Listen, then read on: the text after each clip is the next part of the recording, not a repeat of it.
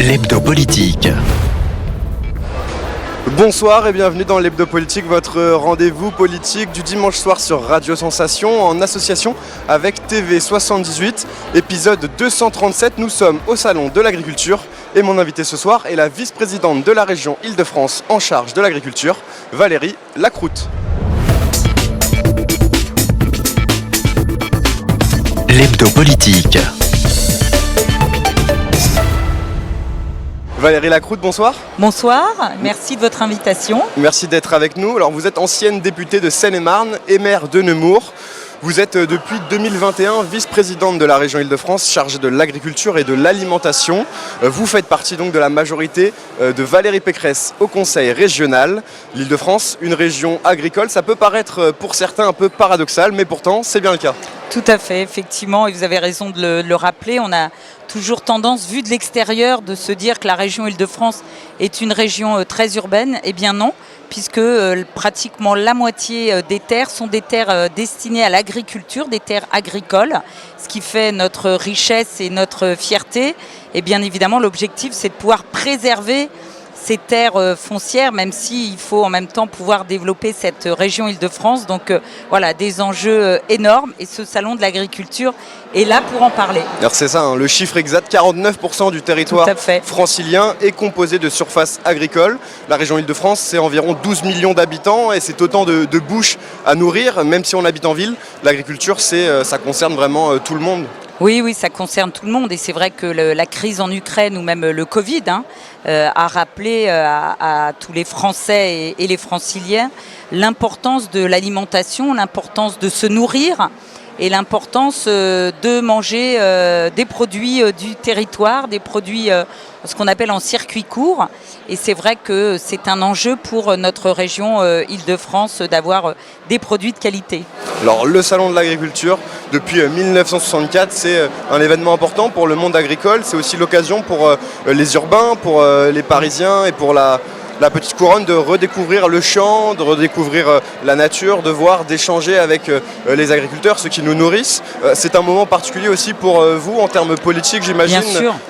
Bien sûr, c'est un moment particulier parce que c'est vrai que ce salon, une fois par an, salon international de l'agriculture. Donc voilà, il y a déjà toutes les régions de France qui sont représentées. Et c'est vrai que pour la région Île-de-France, c'est un moment exceptionnel. C'est l'occasion pour nous de montrer à nos franciliens, qui sont pour beaucoup qui habitent à Paris ou en petite couronne. Sur la majorité des visiteurs ici.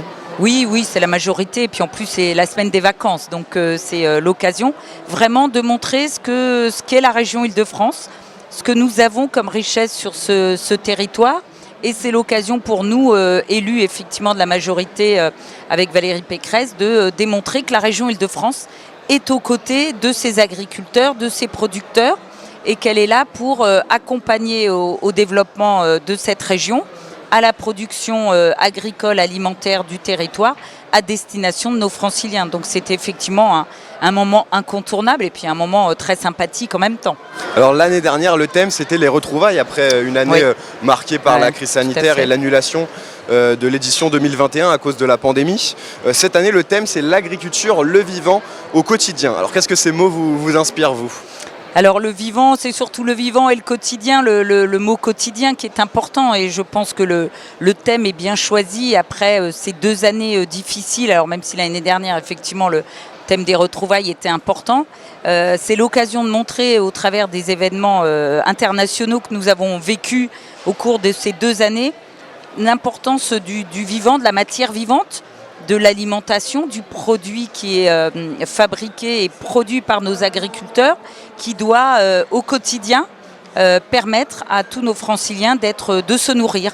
Et effectivement, je pense que la thématique, elle est parfaitement adaptée à tout ce que nous avons vécu ces 2 dernières années, et de montrer à nos franciliens qu'il est important de bien se nourrir. Alors on l'a dit, l'Île-de-France est une région agricole malgré les apparences. On y recense 5000 exploitations. Alors qu'est-ce qu'on produit en Île-de-France ? Quels sont les produits locaux ? Alors, on produit beaucoup de choses. C'est un peu alors entre guillemets pas le paradoxe, mais la richesse de cette terre francilienne, c'est qu'on y produit. Alors, on a, je dirais, en Seine-et-Marne des grandes cultures. Seine-et-Marne, premier département agricole d'Île-de-France. Voilà, tout à fait. Donc, beaucoup de grandes cultures, ce qui permet de produire du blé, du colza, de l'orge, des betteraves.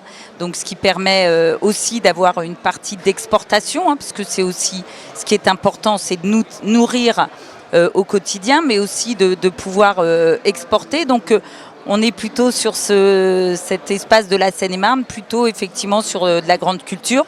Nous avons un peu d'élevage, donc c'est là aussi un des enjeux de pouvoir développer l'élevage. Et puis de la production maraîchère, qui se développe et qui se développe de plus en plus sur les zones urbaines, parce que c'est important aussi de pouvoir produire sur des surfaces qui sont moins grandes. Donc c'est là aussi l'objectif de pouvoir accompagner à la production de maraîchage de fruits et de légumes. On a vu ces dernières années, on a perdu énormément. On importe malheureusement plus de la moitié de nos fruits et légumes, ce qui est dramatique pour un territoire comme la France, qui était un territoire très agricole.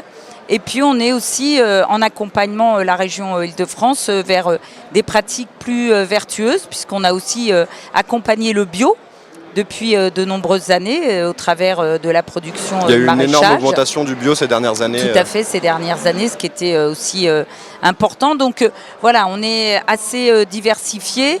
Bien évidemment, on n'est pas l'équivalent de régions très agricoles, mais je dirais qu'on n'a pas à rougir de tout ce qu'on fait, et la région est vraiment là pour accompagner ses producteurs. Alors rentrons au niveau politique à présent, après cette présentation rapide de la région Île-de-France et de son agriculture, pour que nos auditeurs comprennent bien quelles sont les compétences des régions en matière d'agriculture. Parce qu'on sait qu'il y a l'Union européenne, il y a l'État. Oui, tout à fait. Que font les régions ? Oui. Alors c'est une très bonne question, surtout que c'est une question d'actualité, puisque depuis le 1er janvier 2023, donc il y a quelques semaines, toutes les régions de France ont récupéré dans la nouvelle politique agricole commune le deuxième pilier de la PAC. Donc ça ne parle pas forcément à tous nos Français, mais c'est une révolution, je dirais, importante, puisque du coup les régions ont maintenant une vraie compétence en matière d'agriculture, et donc on est là vraiment pour accompagner nos agriculteurs. L'État a gardé tout ce qu'on appelle les aides surfaciques, c'est-à-dire les aides à l'hectare, en fonction du nombre d'hectares des agriculteurs, a repris le sujet du bio. Donc on y reviendra peut-être tout à l'heure, parce que c'est une inquiétude pour les agriculteurs qui se sont convertis en bio, avec l'inquiétude que l'État n'accompagne pas autant qu'ont pu le faire les régions ces dernières années. Et ça avait été un choix de Valérie Pécresse. Et donc nous, on vient aider les agriculteurs sur l'installation des jeunes agriculteurs. On y reviendra peut-être tout à l'heure, qui est un enjeu important, sur la transmission des exploitations. Là aussi, c'est un élément important. Et puis après, tout ce qui est investissement, tout ce qui est accompagnement de nos agriculteurs dans leurs outils de production. Donc par exemple la construction de bâtiments, l'ouverture de boutiques à la ferme, tout ce qui peut permettre aux agriculteurs de faire face aux changements climatiques, aux aléas climatiques.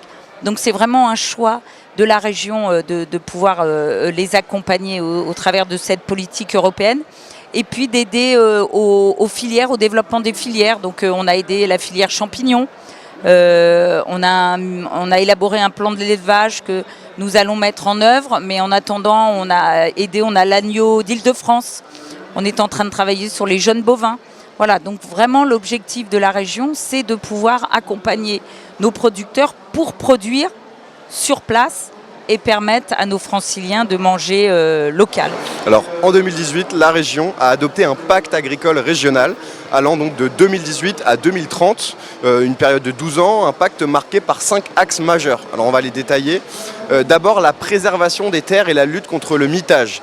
Alors l'Île-de-France, c'est donc 49% de terres agricoles.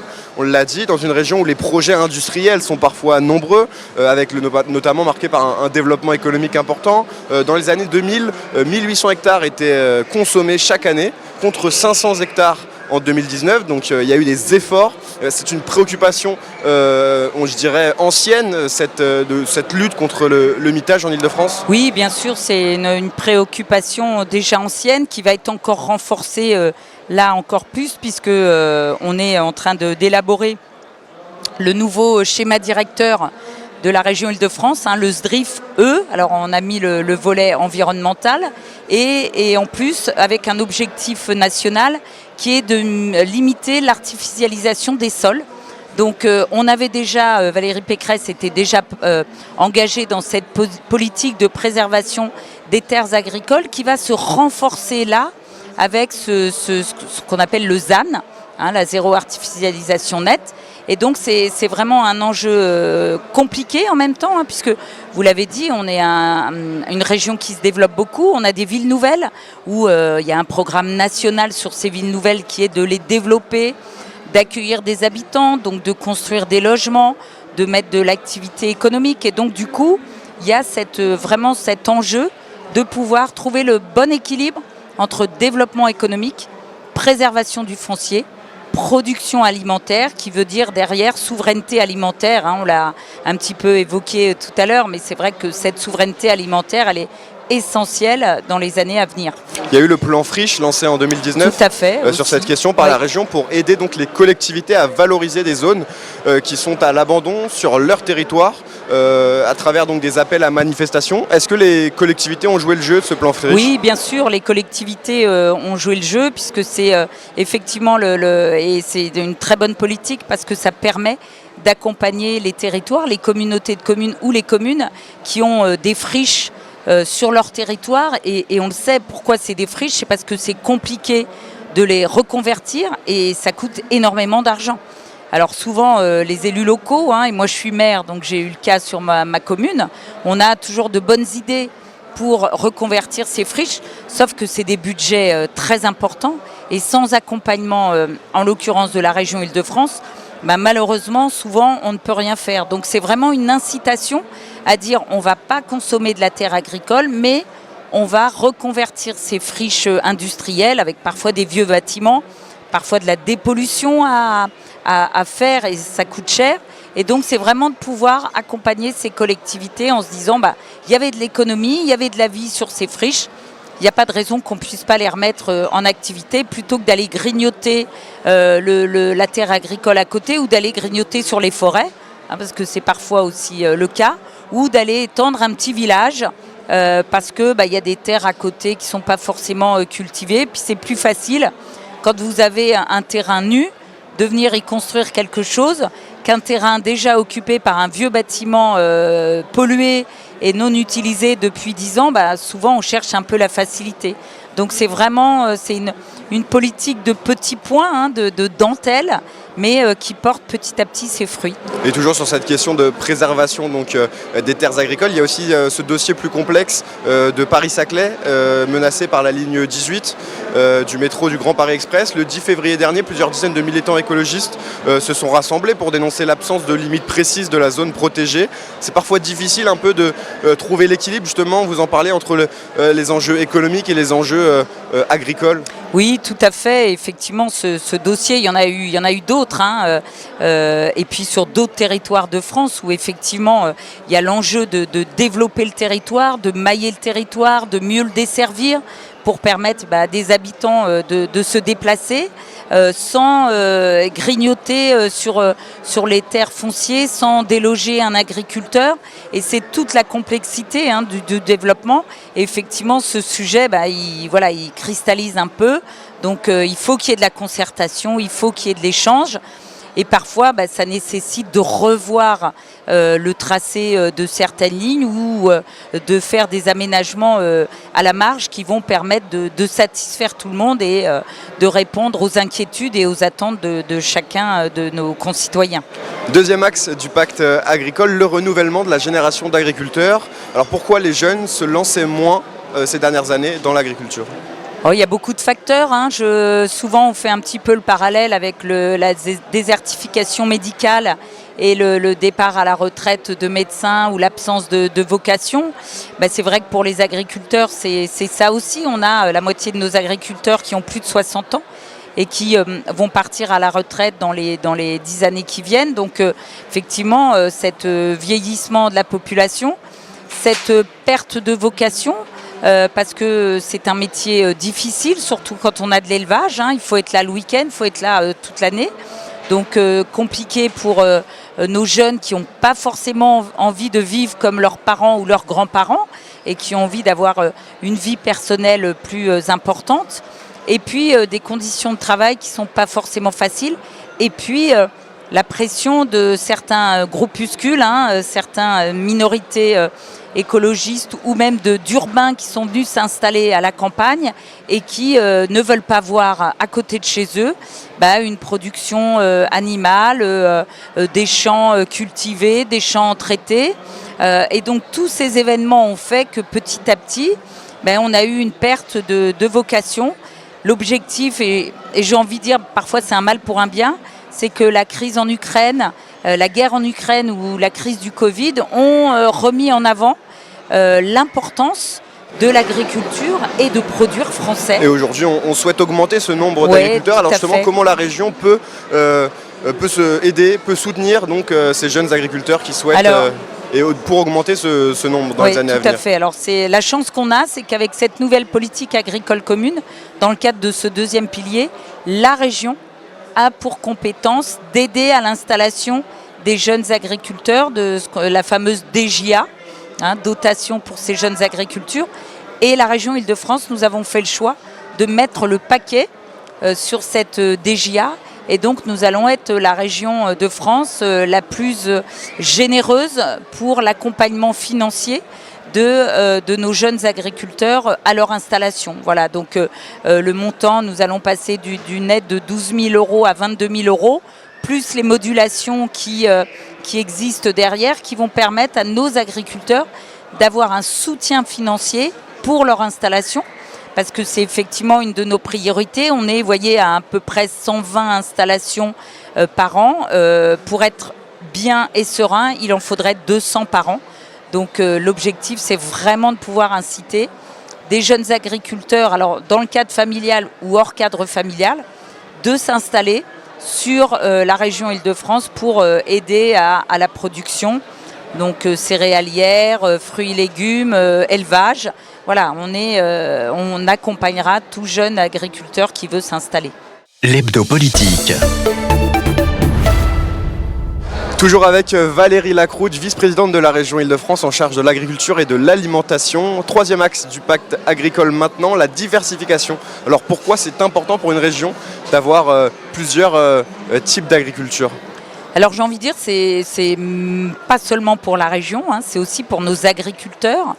Parce qu'on le sait, on le voit et même eux le disent, il faut qu'ils se diversifient pour augmenter leurs revenus au quotidien. C'est comme une entreprise, il vaut mieux avoir plusieurs clients qu'un seul, parce que quand vous avez qu'un seul client et que ce client disparaît, c'est votre activité que vous mettez en péril. Et là, c'est un peu le même principe. L'idée, c'est de dire que l'agriculteur, plus il va diversifier son activité, et plus il pourra effectivement espérer obtenir un revenu supplémentaire de ces nouvelles activités. Alors la région Île-de-France, justement, c'est principalement, on l'a dit, des cultures céréalières. Sur quelles autres filières les agriculteurs de la région peuvent-ils se diversifier ? Alors souvent, alors on a un petit peu tous les cas de figure, donc c'est un peu compliqué de faire une généralité, mais on a quand même beaucoup d'agriculteurs qui produisent, transforment et donc ouvrent ce qu'on appelle des boutiques à la ferme, ce qui leur permet de vendre vraiment en circuit court toute la production qu'ils ont pu transformer sur place. Donc vous voyez par exemple, je parlais tout à l'heure de l'élevage agneau d'Île-de-France, eh bien c'est l'occasion pour ces éleveurs de vendre leurs agneaux dans les boucheries du coin, d'alimenter les cuisines centrales, la restauration collective, et puis de vendre chez eux, dans leur boutique, aux particuliers, aux habitants du territoire, un carré d'agneau, voilà, je ne vais pas rentrer dans le détail, mais voilà, sur les fruits, les légumes, c'est pareil. Et puis on a aussi des agriculteurs ou des industries dans l'agroalimentaire qui récupèrent tous les fruits ou les légumes moches, entre guillemets, hein, ou qui ne sont pas calibrés, et qui du coup transforment ces produits et peuvent vendre en direct une soupe de potimarron, un coulis de tomate, du cresson. Hein, on a des cultures un peu emblématiques sur la région Île-de-France. Et ces activités génèrent du revenu supplémentaire pour ces agriculteurs. Et donc la région Île-de-France, on va aider à l'ouverture d'une boutique en matière d'investissement où on va accompagner l'agriculteur pour faire les travaux et pour ouvrir sa boutique. On va aider l'agriculteur à construire un hangar pour mettre de l'élevage. On va accompagner un agriculteur pour développer l'élevage de poules bio. Voyez, et donc c'est vraiment l'objectif de la région Île-de-France de pouvoir accompagner ces agriculteurs à se diversifier. Et toutes ces nouvelles filières, du coup, on va les regrouper sur des marques, créer des marques. Tout à fait. Alors franciliennes. C'est vraiment notre objectif, hein, et on a notre marque produit en Île-de-France, qui est une marque que nous avons créée il y a maintenant quelques années. Et l'objectif, c'est vraiment qu'on puisse monter en puissance sur cette marque, parce qu'on a bien vu, on a bien senti que les Franciliens avaient envie d'acheter du local. Et donc, il faut qu'ils puissent identifier rapidement ce qui est en produit local, et pour pouvoir, même dans les grandes surfaces, hein, parce que c'est ça aussi l'objectif, dans les grandes surfaces, de pouvoir, quand ils rentrent dans le magasin, trouver les produits d'Île-de-France. Donc c'est là aussi une des missions qui est confiée à un de mes collègues conseiller régional, Sébastien Dromini, de pouvoir faire monter en puissance cette marque produit en Île-de-France. Alors, 4e axe maintenant du pacte agricole, la transition énergétique et écologique. L'agriculture émet en France 19% des émissions de gaz à effet de serre. Le secteur devra faire des efforts pour atteindre donc les objectifs du pacte vert européen. Oui. Alors quels sont les principaux efforts à faire, notamment via cette nouvelle PAC qui se veut plus verte? Oui. Alors, le premier objectif pour nous, toujours au travers de ces investissements, c'est de pouvoir accompagner aussi financièrement nos agriculteurs dans cette transition énergétique, écologique, et également de s'adapter aux aléas climatiques. Donc aussi bien, vous voyez, d'avoir des outils qui leur permettent de faire de l'irrigation goutte à goutte, hein, de pouvoir consommer l'eau, parce que c'est un sujet important, le moins possible, mais le plus efficacement possible. C'est aussi de les accompagner dans la construction de hangars et de panneaux photovoltaïques sur les hangars pour pouvoir consommer moins d'énergie.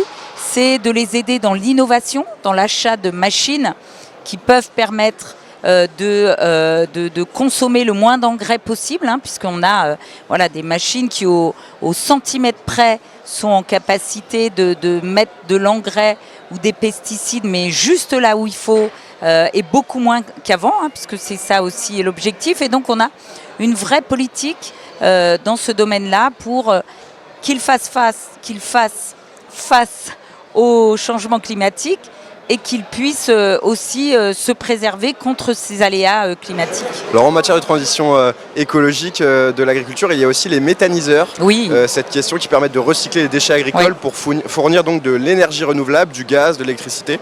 Pourtant la technique ne fait pas l'unanimité, certains dénoncent des effets secondaires. Ça se développe en tout cas en Île-de-France, les méthaniseurs. Est-ce que c'est l'avenir, la méthanisation ? Alors est-ce que c'est l'avenir ? Non, hein, parce que, oui et non.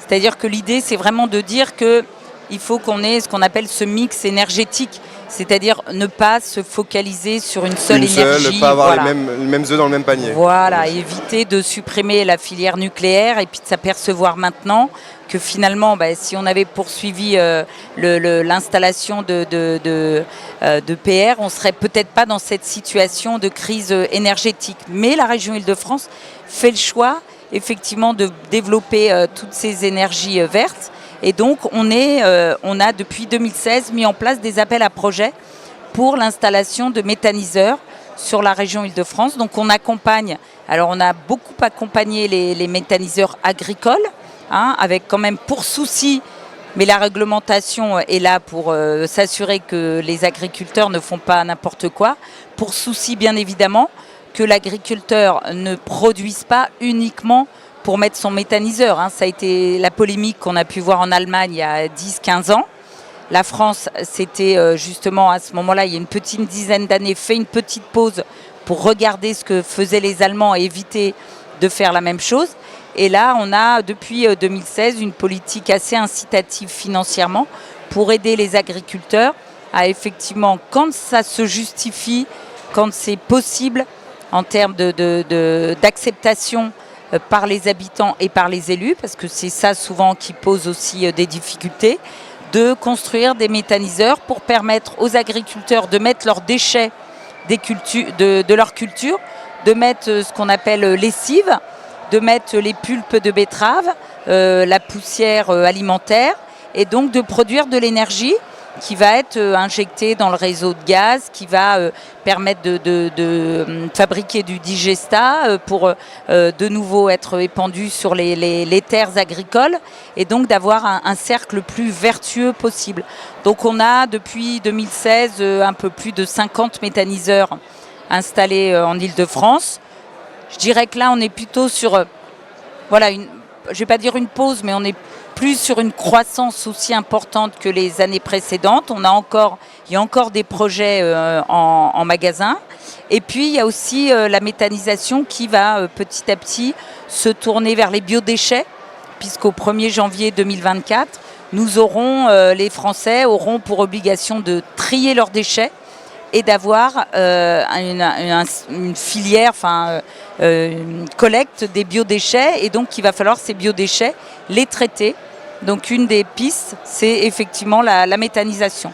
Donc c'est des sujets sur lesquels la région accompagne, la région évolue, la région s'adapte. C'est vraiment le choix de notre présidente de vraiment s'adapter, d'être aussi sur la recherche, l'innovation, parce qu'on voit bien que pour aider nos agriculteurs et donner cette envie de se convertir à l'agriculture ou de reprendre une exploitation familiale, il faut aussi qu'on soit sur le volet innovation pour rendre ces métiers moins pénibles, moins dépendants. Et puis on sait que les jeunes sont très attirés par tout ce qui est nouvelles technologies et innovation. Et innovation. Et c'est vrai que c'est une opportunité à ne pas négliger. Enfin, Valérie Lacroute, pour finir, le 5e axe et dernier donc, du pacte régional agricole, favoriser le manger francilien. Les circuits courts, on la cote, 12 millions de franciliens, donc c'est un marché non négligeable. Aucune autre région ne peut en dire autant. La région a lancé un plan régional pour une alimentation donc, locale, durable et solidaire. Un des objectifs, atteindre donc les 100% de lycées publics franciliens approvisionnés avec des produits locaux, donc 50% en produits bio d'ici à l'année prochaine, en 2024. Est-ce que l'objectif sera tenu ? Alors, c'est un objectif très ambitieux, donc c'est vrai que on le souhaite, même si on voit bien que sur le bio, le bio peine un peu en ce moment, puisque le bio, quand on voit la difficulté de nos administrés en termes de pouvoir d'achat, on sent qu'il y a une petite, un léger fléchissement du bio. Donc notre objectif, c'est vraiment dans les lycées d'être sur du circuit court, c'est-à-dire du produit local. S'il est bio, c'est encore mieux. L'objectif des 50%, j'espère qu'on y arrivera 2024-2025. Mais c'est là aussi notre objectif. Mais c'est surtout d'arriver à avoir cette filière, cette industrie agroalimentaire qui permet de produire, de transformer et d'avoir suffisamment de produits de quantité pour pouvoir alimenter les lycées. Donc il y a toute une chaîne alimentaire de transformation de production qui nécessite beaucoup de travail. Et donc c'est un travail que l'on fait depuis déjà maintenant de plusieurs années.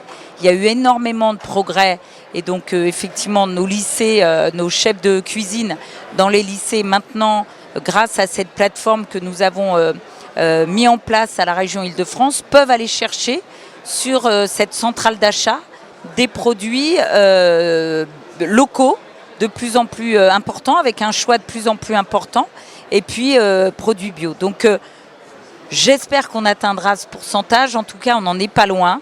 Et c'est vraiment le souhait de l'ensemble de l'exécutif régional et de la présidente de pouvoir aller dans cette direction. Et on le sait, la souveraineté alimentaire nous le rappelle tous les jours. Merci beaucoup Valérie Lacroute Merci. d'avoir Merci été à vous. avec nous dans l'hebdo politique. Je rappelle donc que vous êtes vice-présidente LR de la région Île-de-France en charge de l'agriculture et de l'alimentation. Nous on se retrouve la semaine prochaine pour un nouveau numéro de l'hebdo politique. Très bonne soirée à tous.